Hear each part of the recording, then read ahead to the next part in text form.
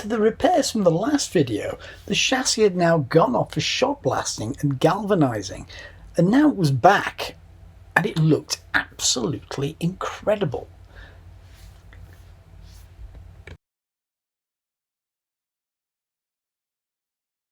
As there had been drain holes drilled throughout the structure, the insides of the tubing was also just as much protected as the outside, which meant this should now last a long time.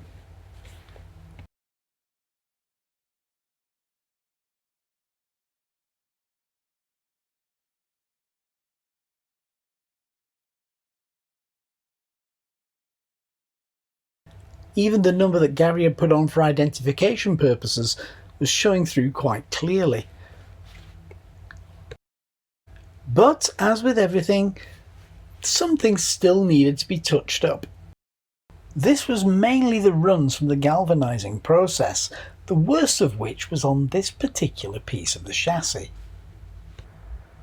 So, with masks on, Gary got ready to start. Get me COVID mask on.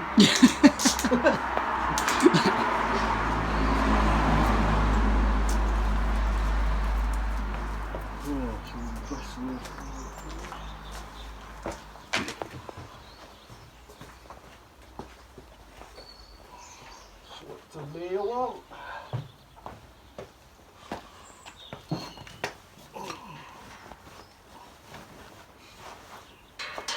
A bit of a mess, isn't it? Just a little bit. Seen worse though.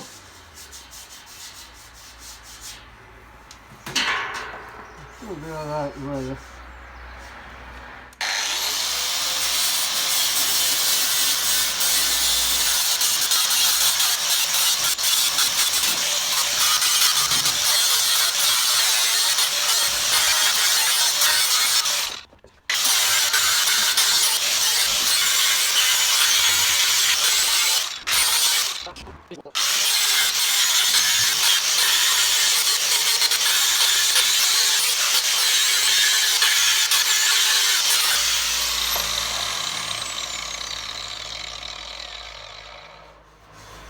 So bad now, is it? With the worst bit out the way, it was now time to tackle the other areas.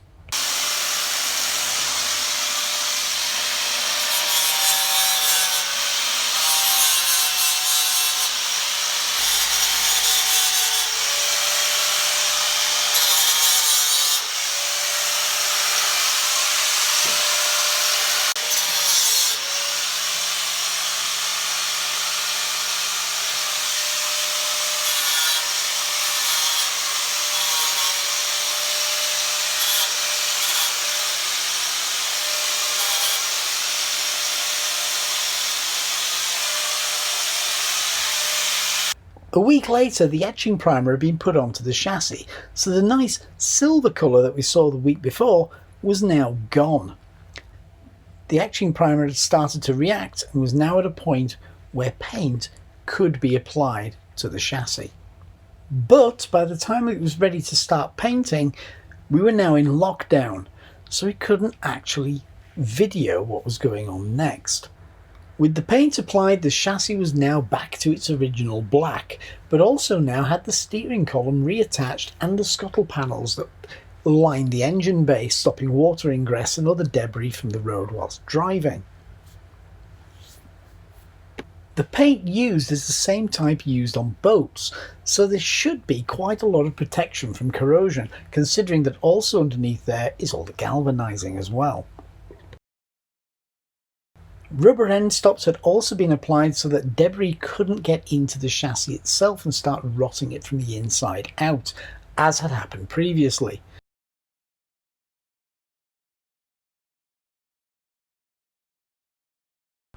Also, the suspension end stops had been put into place, ready for the rear axle to go back in.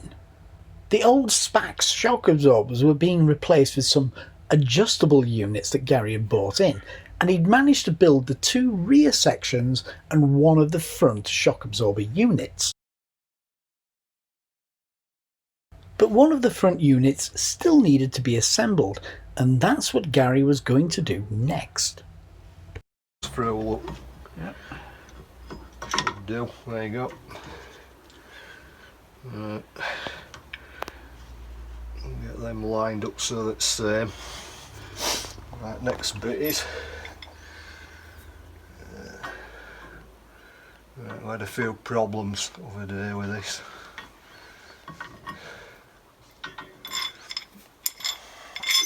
I had problems getting them off anyway, put it that way.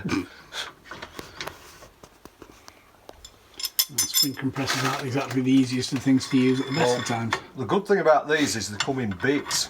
Some of them don't. That's one on.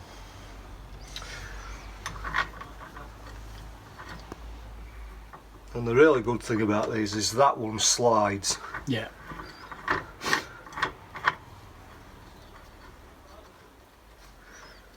Got that on.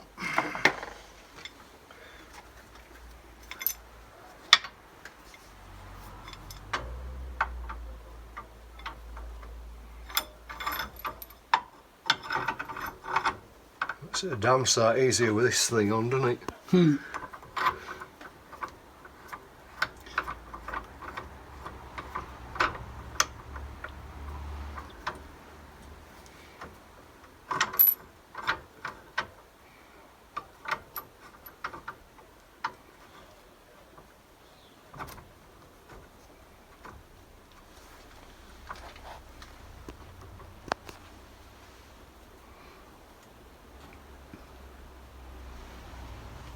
Right, I've got to find ratchet now.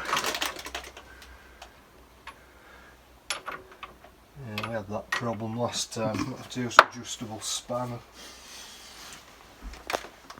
With the spring compressors in place, Gary proceeded to compress the springs so he could get the final part of the whole assembly into place and have them ready to put back into the car at the appropriate time.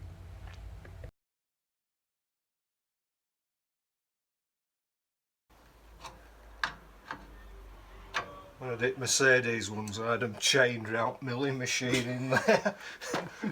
Absolutely deadly there one. Well, any of these are if they suddenly There go. we go. Right, I'll start easing it off now. Oh yeah, the amount of energy that's stored in one of these is unbelievable. You know, people have been injured, they've been killed with these things.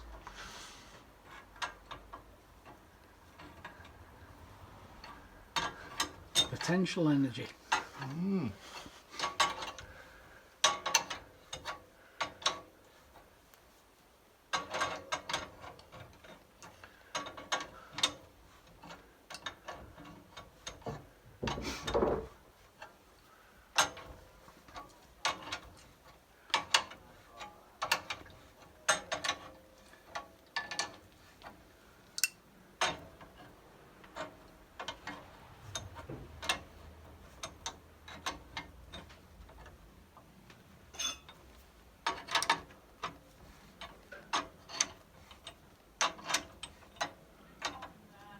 I never know where to put that cutout, you know.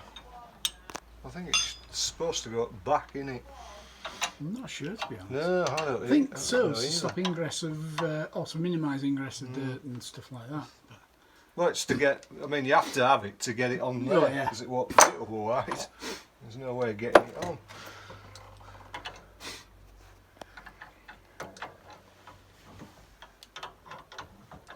Scratchy spring again. Never mind. Can't have everything.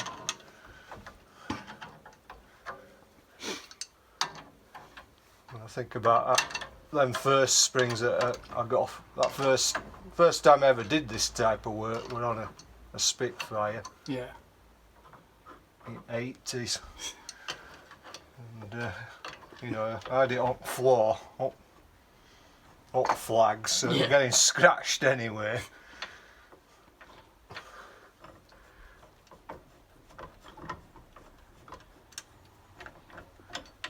Right, take these off now. With the suspension units now complete, it was time to start looking at the rear axle. and the fitting of the Quaife ATB limited slip differential into the unit, replacing the parts that were there previously. We've got loads of little helical gears inside, and they're all like facing down like that. There's about 12 or something inside. Gary had also added a rear drain plug to the rear diff, which would make it easier to drain and change the oil in future, but also this was a magnetic plug. So if any metal did shear off, it would attach to the plug rather than going back into the gears, causing excessive wear and tear. Like that. Right, we can get that in, can't we? Now, it might not go in, that's the problem. I put the same amount of shims on as what were on old, and they are a tight fit when they go in as well. It's not easy to do this.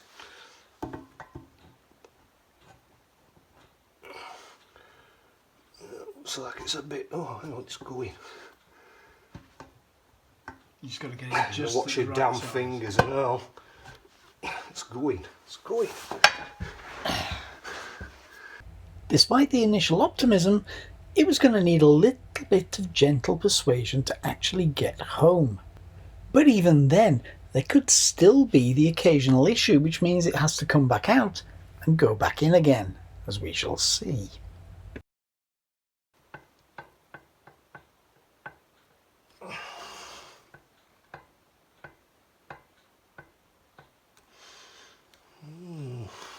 Interesting. It's not bad actually. A little bit of backlash. Don't know how much it is though. What we get a DTI. Are you alright for a bit? Yeah, fine. Yeah. It's probably a little bit tighter than what it's supposed to be. But it says there's to be no end play.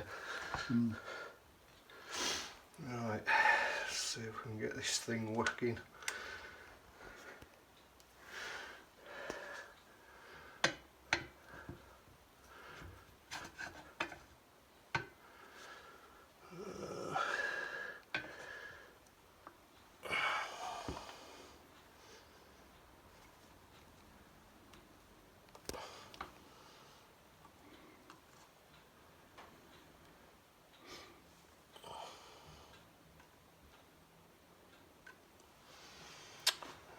What's that like?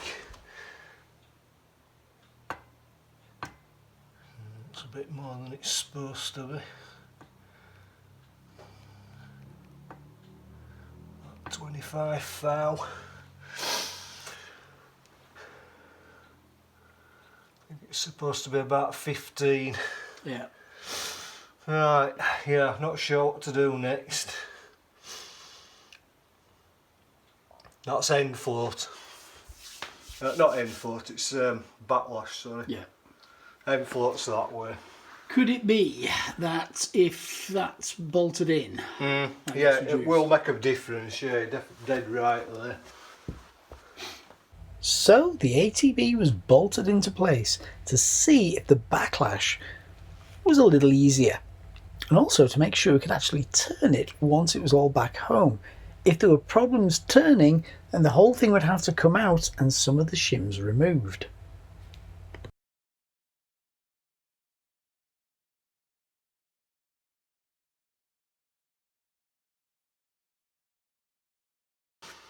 Funny bolts though, these. Look, they've got like an indentation on them. That's a bit weird. Mind you, not unusual. I've seen them before, but on small, smaller bolts. Yeah, I think these have got to go to 44 pound-foot of torque.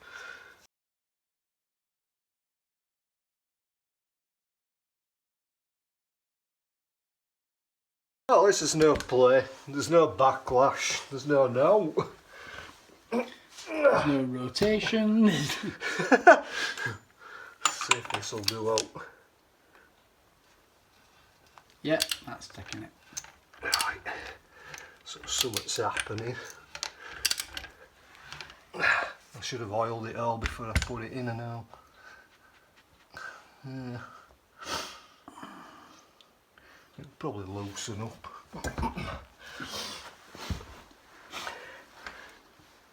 So take this off a bit. I think we've got too many shims in.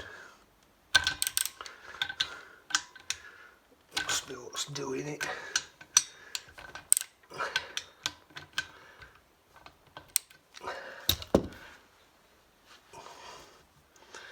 After a lot of effort with a couple of crowbars, the ATV was now back out, and it was time to take one of the bearings off to remove one of the shims.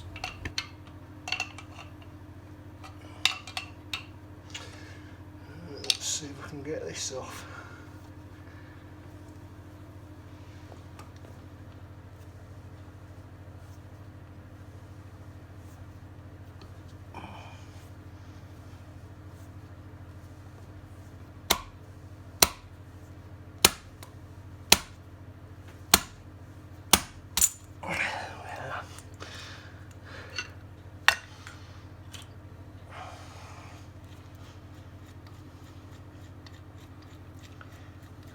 How many of them have we got on? They're all stuck to there. Right, we'll take that one out. Should we take them? Don't know. They're slightly thicker than two. Yeah. Right, okay then.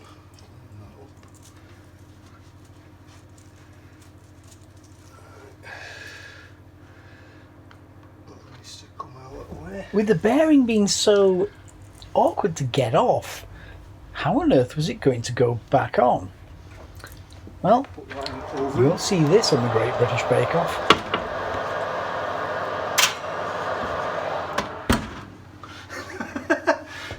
You've never seen it like it, have you? I've heard about it, never seen it.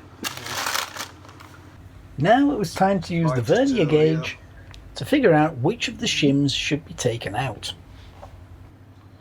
Not your normal shit, it's proper job, is that? Right. So that measures 5/1000ths of an inch. Yeah.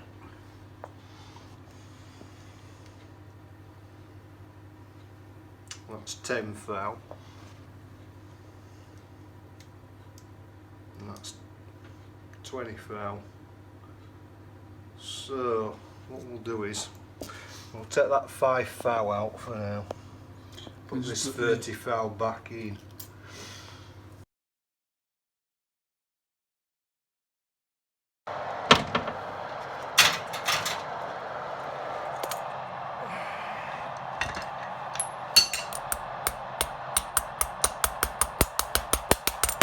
It's gone. Quick, get that bastard on.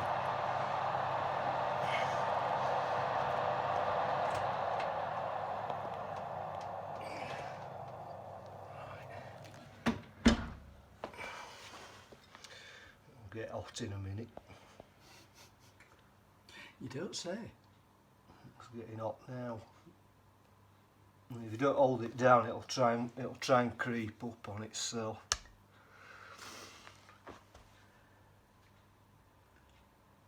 Need anything with a bit more weight? No, I'll be alright with all that. I did put spacers on, didn't I? Shims.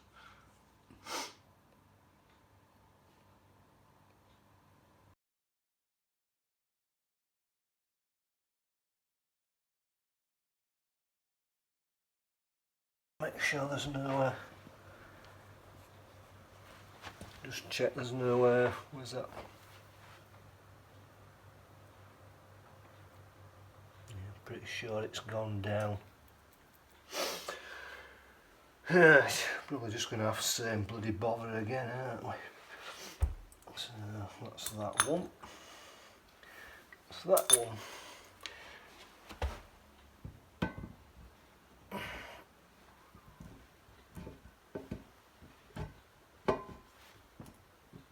Seems to be going in a bit easy. Slightly better, innit?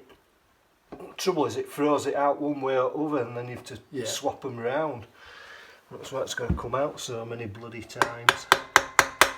Did you use the rubber ended one last time? Yeah, but I ended up using that in end. Yeah. Well, I'll give it a go with rubber one.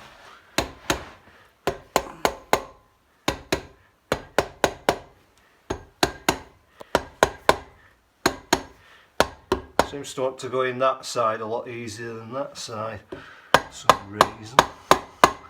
Is it me that's not knocking it in right? That's definitely easier.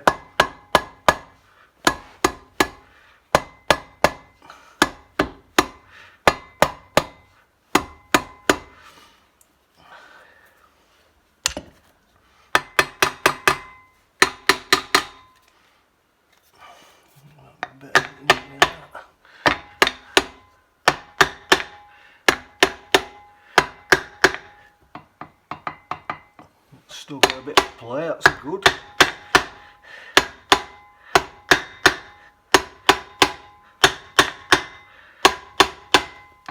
Still got a bit of play, good.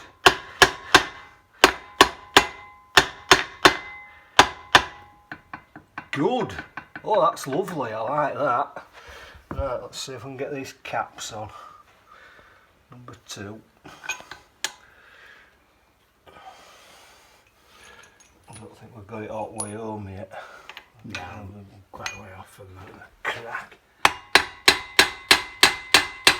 Right, I think that one's alright. Yeah, it's ringing. Must be home. Right, number 1. Come on, you little bugger.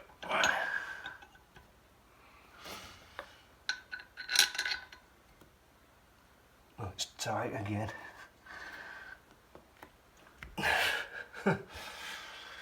It's gone tight again. It's better than it was though. Just see what it's like to turn. Might have to take a shim out at the other side and all. Yeah. That's definitely better. It says you have to take them in and out about 4 to 5 times.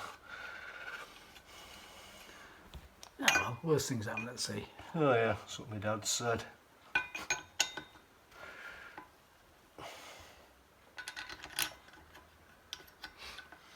Yeah, fall over and drown.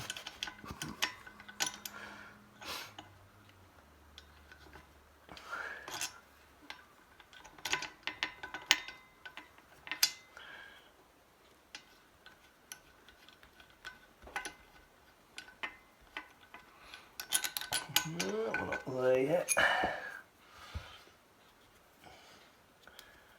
a bit of mallet stuck in there.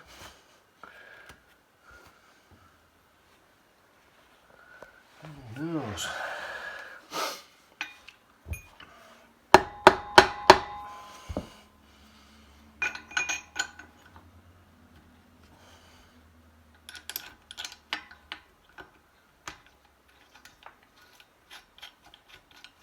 Just go in.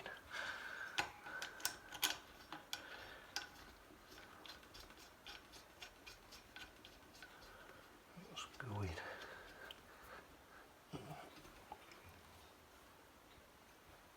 Can't turn it.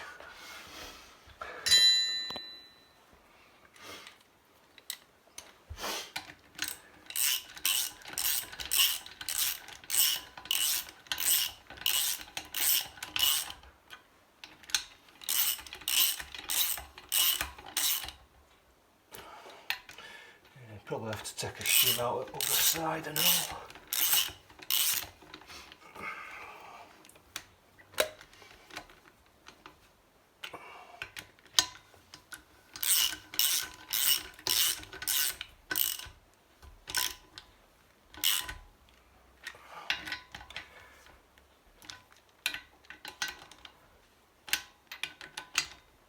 Right, let's have a big bag on.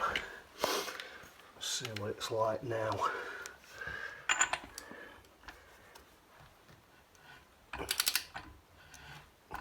Slightly better, but not good.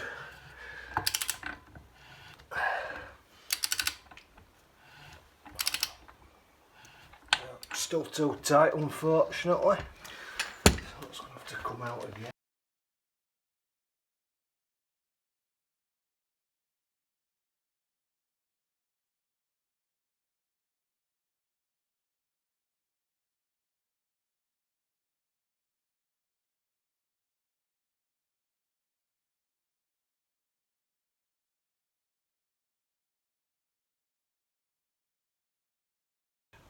Don't forget to come back and visit us to see more of what's going on with this Marcos.